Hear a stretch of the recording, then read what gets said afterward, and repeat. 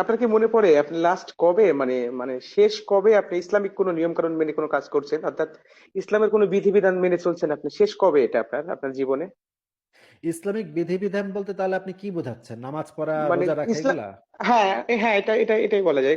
এটা লাস্ট কবে করছেন, কতদিন নামাজ আগে পড়া, করছেন আপনি? রোজা রাখা এগুলা করছি মানে ক্লাস 7 এ থাকতে আমি মানে পাক্কা নামাজি ছিলাম।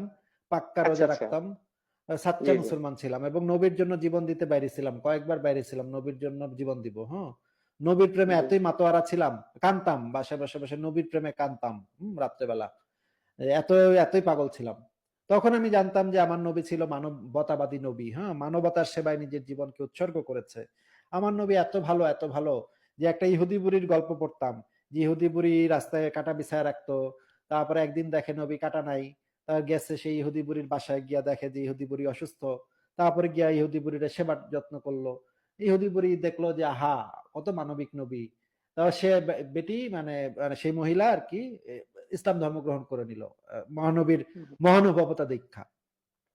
এই গল্প ছোটবেলা থেকে পড়তাম। কিন্তু বড় হওয়ার পর কোরআন হাদিস পইড়া দেখলাম এইরকম কোন ঘটনা কোন কোরআনেও নাই, কোন হাদিসেও নাই, কোন সিরাতেও নাই, কোথাও নাই। এক্কেরে গাঁজাখুরি ঘটনা। বরঞ্চ এই ঘটনা হাদিসের ভিতরে অসংখ্য জায়গাতে আছে যে নবীকে গালি দিছিল এইজন্য নবী রাতের বেলা লোক পাঠায় খুন করাইতো মানুষ। হ্যাঁ? রাতের বেলা লোক পাঠায় খুন করাইতো, গুপ্ত ঘাতক পাঠায় খুন করাইতো, এমনকি ঘুমন্ত মানুষকে পর্যন্ত খুন করাইতো। মানুষের বাড়ির উপরে আক্রমণ করত, জি। এলাকার উপরে আক্রমণ আসিফ ভাই, করত। ওগুলো ওগুলো আক্রমণ করে ওগুলো নিয়ে কথা কথা না না বলি আমি আমি। আমার আমার কথা বলতে হবে, কথা বলতে হবে। আমি যখন আচ্ছা দেখলাম যে আমার নবী হচ্ছে গিয়ে যে জিনিসটা ছিল কাফেরদের গোত্রকে আক্রমণ করে, কাফেরদের পুরুষদেরকে মাইরা তাদের মা বেটিকে তুলে আনতো বন্দি করে এবং তাদেরকে যৌন দাসী হিসেবে ব্যবহার করত। আবার ভাগ করে দিত। নিজে নিজে কয়েকটা রাখতো, সাহাবীদের ভিতরে কয়েকটা দিয়ে দিত। যা তোরা মজা ল। হুম?